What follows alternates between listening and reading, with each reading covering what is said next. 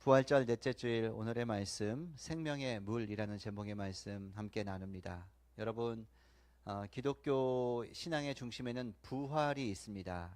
초대교회는 이 부활이 너무도 중요해서 부활주일, 예수님이 부활하신 그날에 모였고요.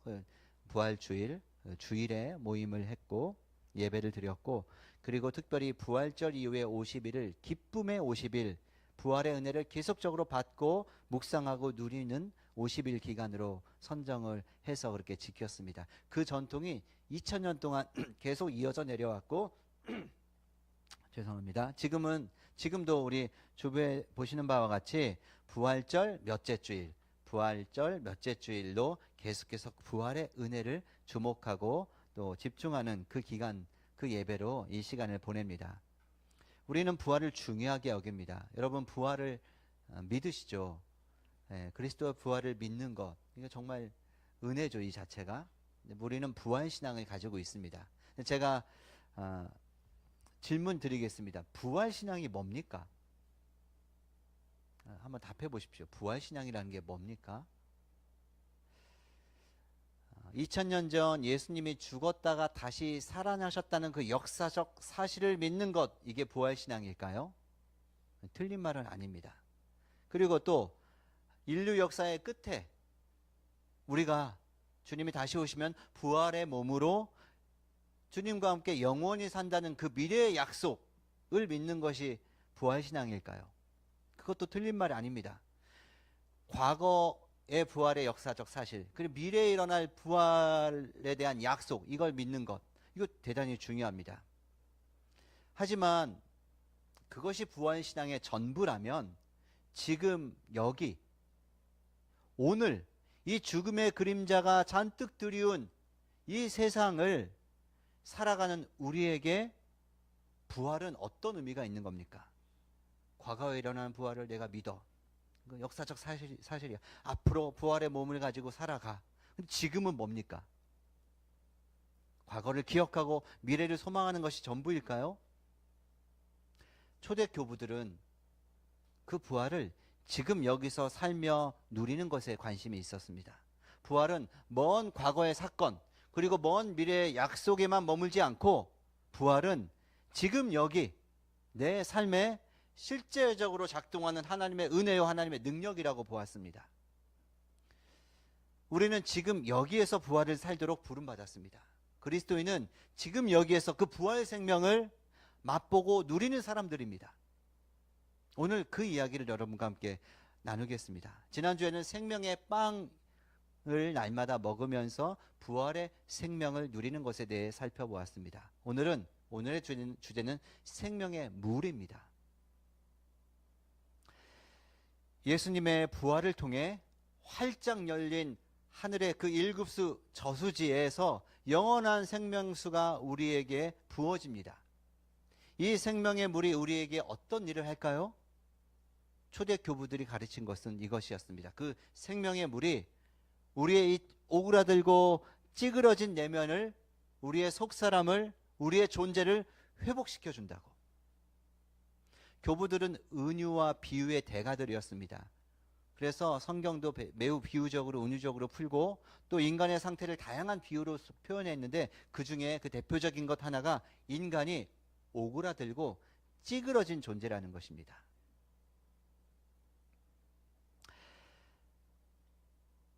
우리 인간의 존재에 대해서 같이 한번 하나님께서 창조하신 원형의 인간의 모습을 한번 생각해 보기 원하는데요. 하나님께서 디자인하신 원래의 인간을 생각해 보십시오.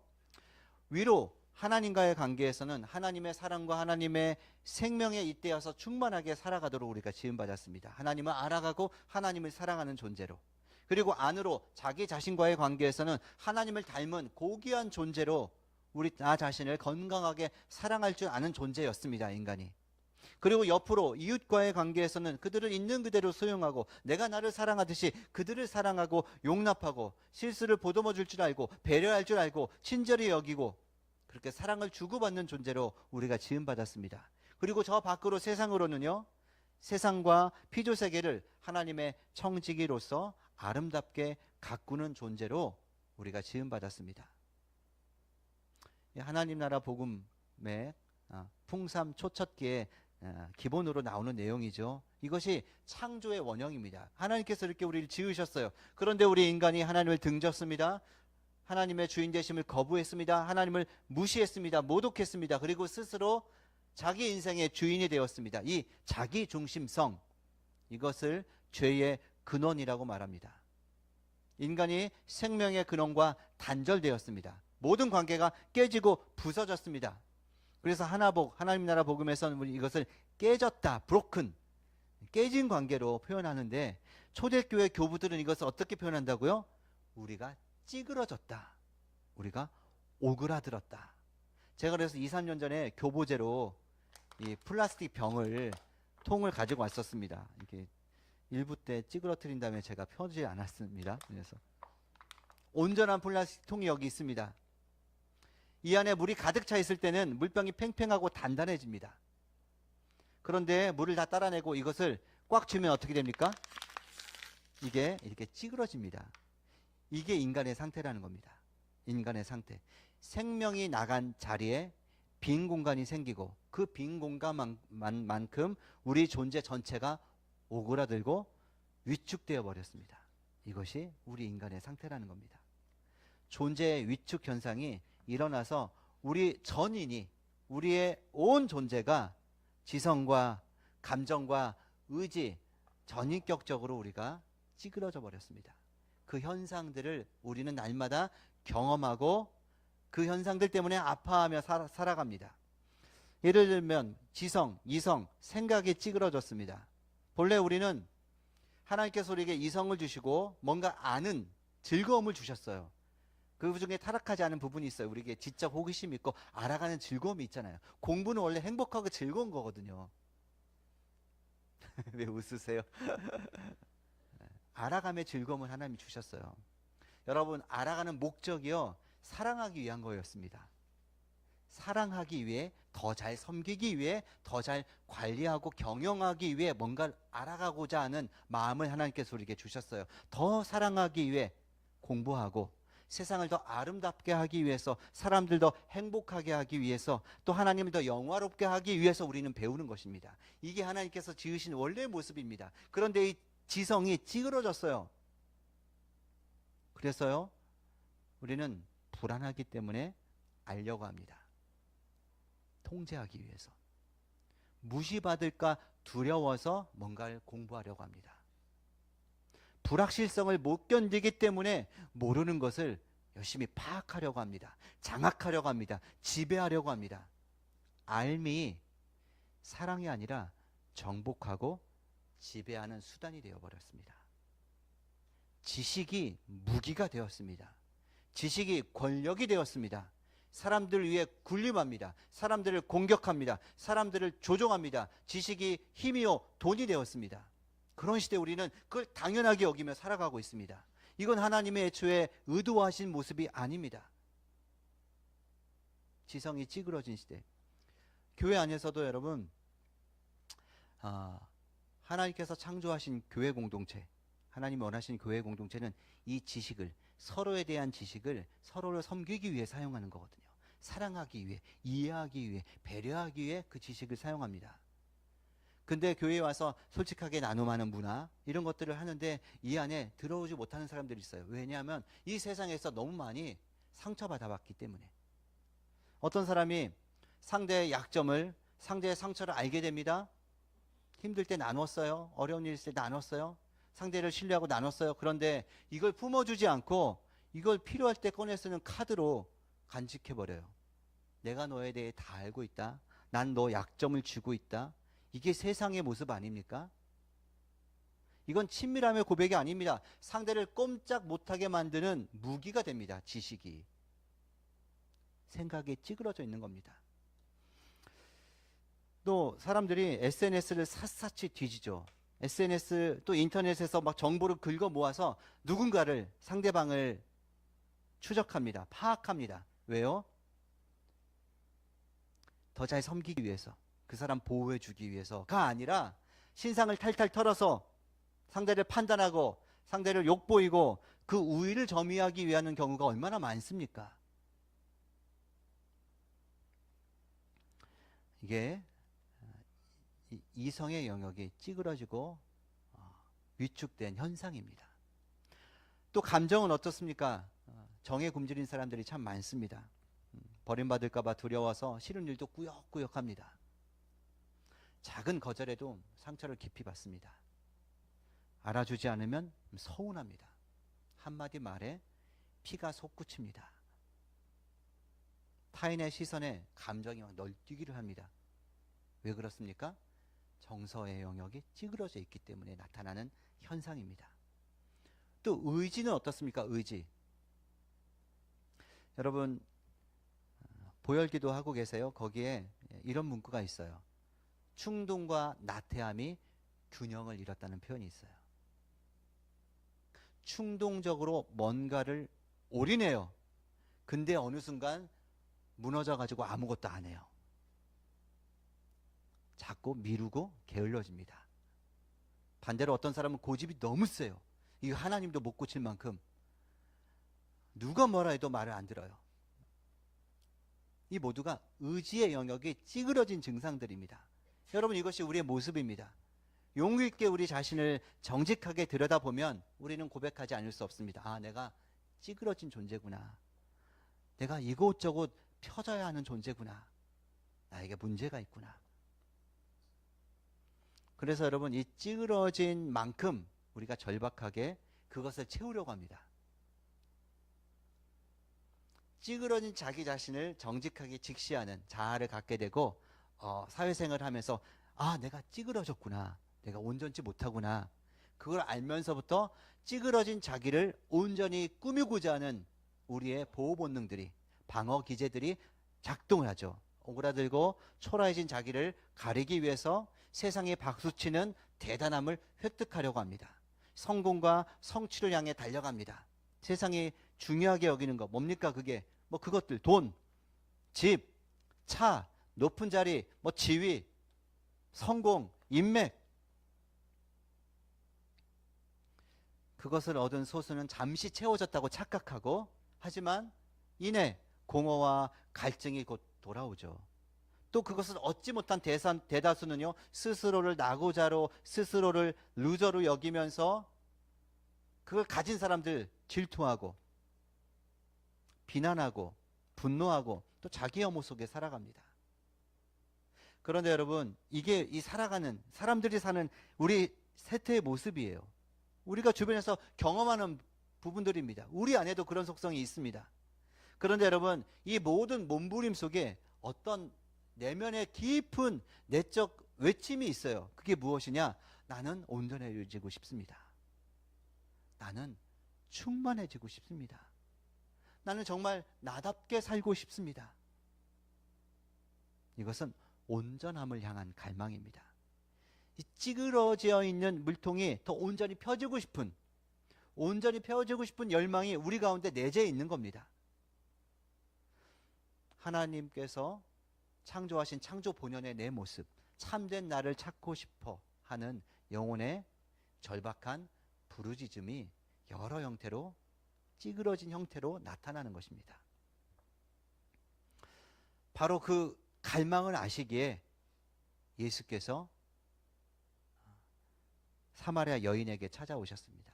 이 사마리아 여인도 그 찌그러진 자기 자신을 끊임없이 관계로 풀어가려고 했던, 채우려고 했던 사람입니다. 예수님이 여인에게 찾아가셨습니다. 우물가에 먼저 가셨습니다. 찌그러진 영혼이 있는 그 자리로 먼저 걸어오셨습니다. 그리고 이 여인을 만나죠. 사마리아 여인. 우리가 이제 상식처럼 알고 있는 이 여인, 한낮의 뜨거운 태양 아래에서 혼자 물 길러 옵니다. 그리고 정오에 옵니다. 여인이 함께 물을 길어 오거든. 여인들이 혼자 안 와요. 그것도 함께 오는데 언제 와요? 이른 아침에, 선선할 때, 늦은 저녁에 옵니다. 정오에 오는 사람, 물 길러 오는 사람 없습니다. 여인은 정오에 올 수밖에 없는 여인이었습니다. 5번이나 결혼했었으나 지금은 또 혼인하지도 않는 6번째 남자와 함께 살고 있습니다. 상처와 수치와 외로움이 얼마나 깊었겠습니까? 그 여인에게 예수께서 찾아옵니다. 그 찌그러진 존재를 회복시켜 주려고 오시는 겁니다. 먼저 말을 거십니다. 물을 좀 달라. 유대인이 사마리아인에게, 남자가 여자에게 말 거는 것, 당시 문화로서는 파격입니다. 그렇게 대화가 시작되었고 예수께서 이제 물 이야기를 하다가 본질적인 이야기로 넘어가십니다. 그게 13절과 14절입니다. 우리 13, 14절 말씀 다시 한번 같이 읽어보겠습니다.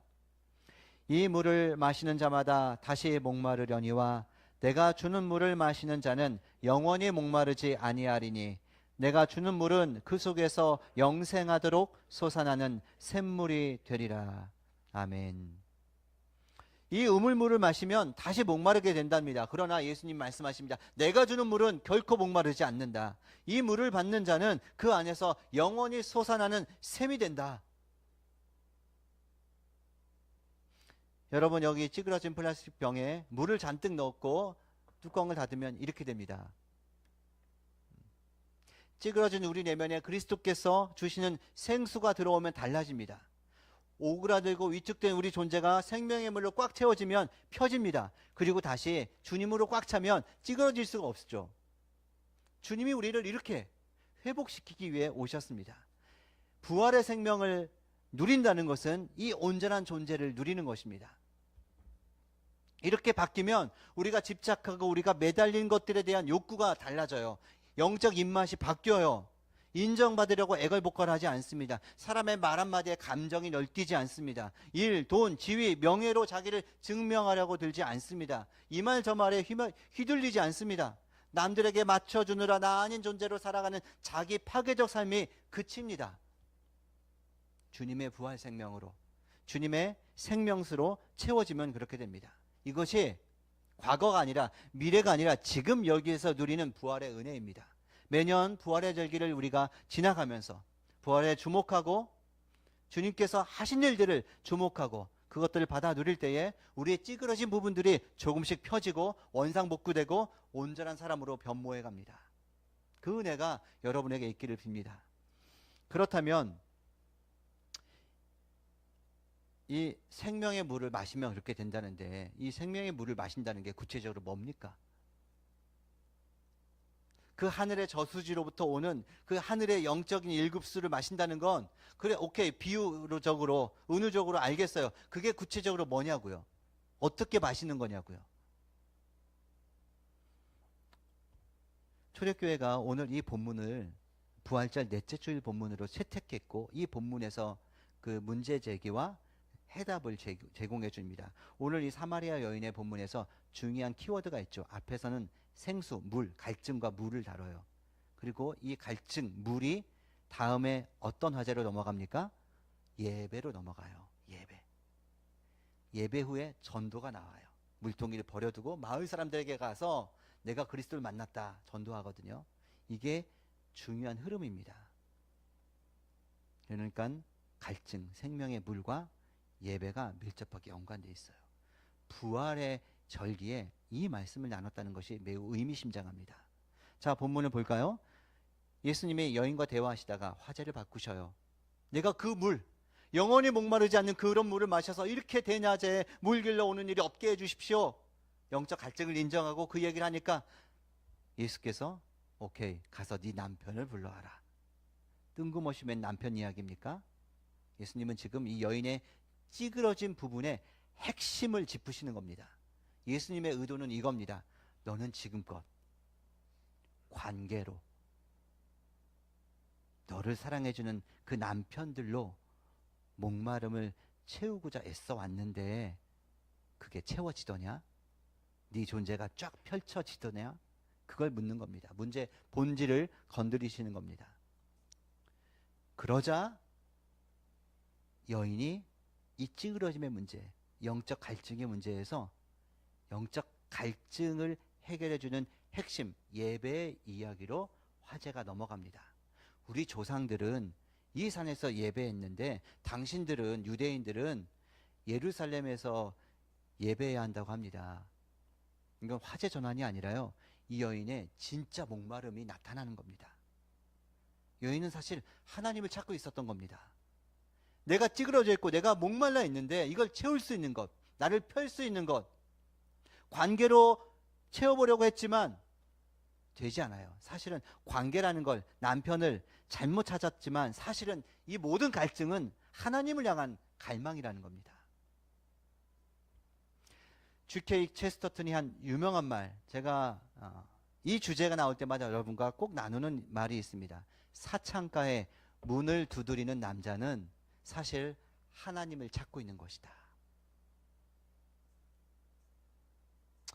우리 안에 깊은 갈증이 있는데 이 갈증을 엉뚱한 것으로 채우려 하는 인간의 찌그러진 본능을 이야기해 주는 말씀이죠. 우리가 간절하게 무언가를 갈망하고 채우려고 애쓰고 그런데도 불구하고 허무해지는 이유는 그 갈망의 진짜 이름이 하나님이기 때문입니다. 우리의 모든 목마름은 궁극적으로 하나님을 향한 목마름입니다.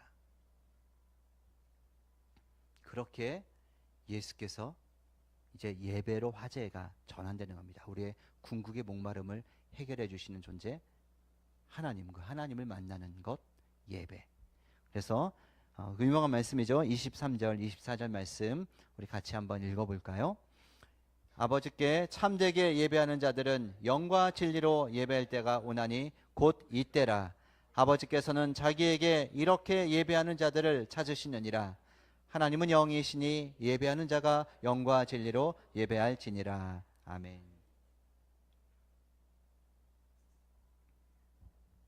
여러분, 당시 유대인들과 사마리아인들은 관계가 좋지 않았습니다. 여러 가지로 싸웠는데 특히 예배, 구약 성경도 달랐고요. 서로 주장하는. 여하튼 그 중에 하나가 예배였습니다. 유대인들은 시온산에 있는 예루살렘 성전에서 드리는 예배가 정통이고 하나님이 예배를 받으신다고 여겼고, 사마리아인들은 아니다, 사마리아에 있는 이 그리심산 예배가 정통이다라고 주장했습니다. 어디가 더 정통성 있는 예배냐, 하나님께서 어떤 예배, 어디서 드리는 예배를 기뻐 받으시느냐, 이것이 그들의 오랜 논쟁거리 중에 하나였습니다. 그런데 예수님께서 지금 그 질문을 해오는 사마리아 여인에게 전혀 다른 말씀을 하시는 겁니다. 이 산이냐 저 산이냐 장소의 문제가 아니다. 이런 방식이냐 저런 방식이냐 형식의 문제가 아니다. 예배는 예배자의 문제다. 예수님 말씀하십니다. 아버지께서는 자기에게 이렇게 예배하는 자리를, 예배하는 형식을이 아니라 예배하는 자들을 찾으시느니라.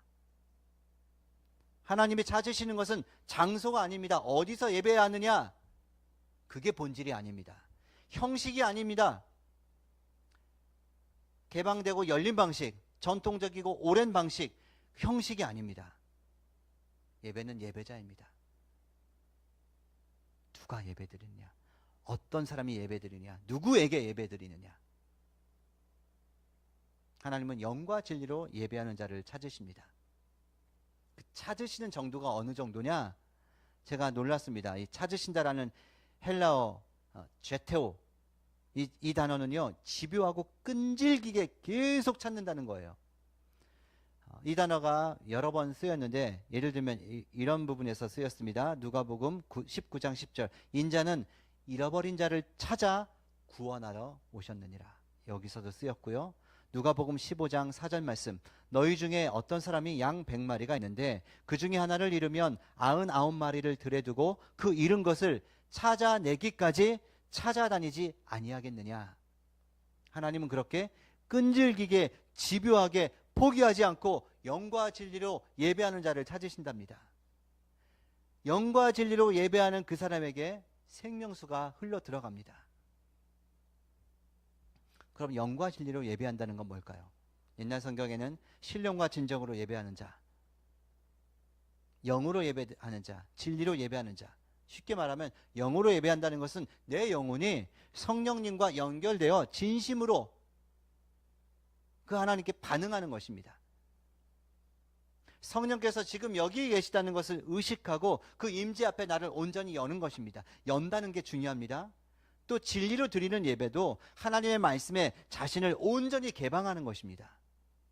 설교를 지식으로 듣는 것이 아닙니다. 이 시간은 강의하는 시간이 아닙니다. 지식을 축적하는 시간이 아닙니다. 말씀의 거울로 자기를 살피고 순종하기 위해 듣는 것입니다. 내 기분, 내 감정, 내 상태가 아니라 진리 대신 그리스도가 중심이 되는 예배입니다. 성령께 열고 진리의 말씀에 나를 개방하는 것. 여러분, 열린 태도로 말씀에 임하고 예배에 임한다는 것, 사람에게 열린 마음으로 임한다는 것, 이거는 정말 인격적인 반응이거든요. 마음을 닫고 임하면요, 천하에 예수님이 직접 와서 설교를 해도 은혜가 안 돼요. 똑같은 설교를 들어도 바리새인들은 다 마음을 꽝 닫고 들었기 때문에 그게 하나도 그들의 마음에 가닿지 않았고, 세리와 죄인들은 활짝 열린 마음으로 말씀을 받았기에 영과 진리의 그 예배에, 그 메시지에 반응을 한 겁니다. 이게 정말 중요합니다. 성령에 열리고 진리에 열린 태도. 그리고 이 예배를 뜻하는 단어 프로스큐네오, 이 단어가 예배하다, 이 단어는요 사실 엎드려 바닥에 무릎을 꿇고 바짝 엎드려 절하다, 이런 뜻이에요. 예배는, 참 예배는 내 온 존재가, 전 인격이 하나님 앞에 완전히 보복하는 것, 엎드리는 것입니다. 무슨 말이냐? 예배는 내가 뭔가를 얻는 자리가 아닙니다. 내가 마음이 좀 불안하니까 마음의 진정제를 좀 놔주세요. 이 문제가 해결 안 되는데 하나님 좀 해결해 주세요. 하나님으로부터 뭔가를 얻어내기 위해서, 하나님을 도구 삼아 어떤 목적을 이루기 위해서가 아니라 주님 앞에 나를 온전히 드리는 것, 주님이 온전히 주님 되게 해드리는 것이 예배의 본질입니다. 그렇다고 오해하실 건 없습니다. 내가 아무것도 얻으면 안 된다, 그건 아니에요. 얻는 것은 부수적으로 주어지는 선물입니다. 내 자아의 충족이 목적이 될 때 생명의 물이 오지 않아요. 그러나 오직 주님을 높이는 것 자체가 목적이 되고, 주님 자신이 우리의 예배의 참 대상이 될 때, 우리가 주님께 집중하게 될 때, 그때 위로가 오고 치유가 오고 능력이 오고 평안이 오는 것입니다. 부수적인 선물로 오는 것이지, 주님께 집중하는 예배 안에서 우리도 모르는 사이에 우리 영혼이 하늘의 생명수로 적셔지는 것입니다. 여러분, 우리의 찌그러진 이 문제를 해결해주고 회복해주는 것은 본질적으로 예배입니다. 예배가 무너지면요, 생명의 공급이 끊어집니다. 여러분, 이 생명의 물이 끊어지면, 생명의 공급이 끊어지면 우리의 찌그러진 증상들이 재발합니다. 여기저기 집착합니다. 마음이 공허합니다. 아무것도 아닌 일이 서운합니다. 용서를 하려고 해도 안 됩니다. 중독이 끊어지지 않습니다. 여러 문제의 증상들이 나옵니다. 여러분 가운데 혹시 지금 그런 삶을 살고 계십니까? 여러분, 그것은 여행 간다고, 다음 주가 정말 여행 가기 좋은 때더만요. 연합예배 처음 드리는데 혹시 이미 계획하신 분들 제가 정죄하면서 하는 말 아닙니다. 여행 간다고 해결 안 돼요. 취미활동 한다고 안 돼요. 예배가 무너졌는데 이 생명수의 공급은 영과 진리를 드리는 참된 예배를 통해서 회복됩니다. 여러분, 그런 거 경험해 보지 않으셨어요? 너무 힘들고 너무 지치고 너무 고되고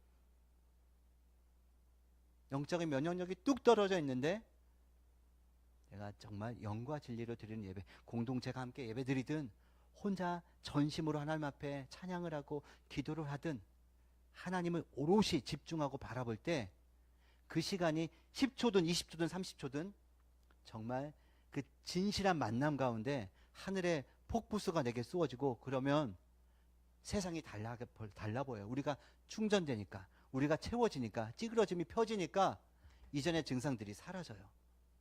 그런 경험 있잖아요. 예배가 본질적으로 우리를 회복합니다. 예배를 회복하셔야 합니다. 회복된 예배가 우리를 변화시킵니다. 여인을 보십시오. 어떻게 달라집니까? 물동이를 그 자리에 두고 마을로 달려갑니다. 물동이를 버려두고 갔다. 이거 중요합니다. 그녀가 온 이유가 물동이 아닙니까? 절박한 필요. 그 물동이를 내려놓고 갔다. 왜요? 채워졌기 때문에. 더 본질적인 것으로 채워졌기 때문에. 우물물이 문제가 아닙니다. 다시는 목마르지 않는 생명수로 채워졌기 때문에 달려갑니다. 아무도 없는 정오에 혼자 나왔던 여인이 이제 그 사람들에게도 달려갑니다. 와서 보라, 내가 행한 모든 일을 내게 말한 이 사람을, 그가 그리스도가 아니냐, 이렇게 말하거든요. 찌그러진 존재가 펴진 겁니다. 수축되고 움츠렸던 영혼이 환해졌습니다. 숨어있던 여인이 이제 증인이 되어 사람들 사이로 들어갑니다. 이것이 생명의 물이 하는 일입니다. 이것이 지금 여기에서 누리는 부활입니다. 그리고 이 부활의 생명수는 우리가 영과 진리로 정말 하나님을 바라보고 하나님께 예배할 때 우리에게 임합니다. 그러므로 여러분, 예배를 회복하십시오. 본질적으로 여러분 예배를 회복하셔야 합니다. 저는 지금 이게 예배 드리는 것이지만 한편 저는 예배 인도자로 예배를 섬기는 거거든요. 목회자들의 문제가 뭐냐면 이걸 예배 드렸다고 착각하는 거예요. 찬양 인도자들은 아니고 찬양 인도자들의 일반적인 문제가 뭐냐면 그렇게 예배함으로써 나는 예배 기술자가 된 거거든요. 예배를 섬긴 거거든요. 근데 내가 오롯이 예배자로 하나님께 주목하는 나의 별도 예배가 따로 있어야 합니다. 저는 예배를 지금 인도하는 것이고 섬기는 것이지만 저는 따로 하나님 앞에 단둘이 하나님께 나를 드리는 시간을 갖습니다. 하나님께 오롯이 집중하는 시간을 갖습니다. 지금은 신경 쓸 게 많잖아요. 이것도 저것도. 그러나 신경 쓸 게 없는 나와 하나님과 독대하는 그 자리에서 하나님 앞에 단독자로 서서 주님께 오롯이 집중하는 그 예배의 시간을 별도로 가져야 합니다. 일주일에 한 번 이 주일 예배 되게 중요합니다. 이 예배 가운데 특별한 은혜가 있습니다. 혼자 예배드리기 어려울 때 함께 예배드리는, 갈증을 가진 사람들이 함께 예배드릴 때 그곳에 성령의 강력한 임재가 있어요. 그리고 그 주변 사람들을 통하여 내가 은혜를 받고 내가 채워지기도 합니다. 부스러기가 나에게도 떨어집니다. 그러나 맛있는 한 끼 밥을 먹었다고 일주일 내내 아무것도 안 먹고 살 수 없듯이 주일 예배 한 번으로는 부족합니다. 여러분 개인의 자리에서 하나님 바라보는 시간 가지셔야 합니다. 혼자 드리는 예배, 여러분이 좋아하는 방식으로 예배 드리십시오. 전혀 형식보다 중요한 건 내가 영과 진리로 하나님 찾는 것입니다. 오늘 기도 참 은혜로웠는데 꽃을 보면서 하나님 찬양할 수 있는 겁니다. 푸른 자연 가운데 들어가서 하나님을 주목할 수 있는 겁니다. 혼자 찬양하면서 하나님 예배할 수 있는 겁니다. 말씀 읽으시면서 엎드려 경배하시면서 어떤 형태로든 하나님을 바라보는 것, 나의 문제를 묵상하는 것이 아니라 하나님을 묵상하는 것. 예배의 본질, 형식도 장소도 아닙니다. 영과 진리로 예배하는 사람, 주님을 바라보고 주님께 몰입하고 주님 앞에 머물고 주님을 즐거워하는 것, 그게 예배의 본질입니다. 그 예배 가운데 생명수가 우리에게 부어지고 우리의 찌그러진 부분들이 조금씩 펴져나가서 우리가 이런 존재였다가 점점점 이렇게 되어갈 수 있습니다.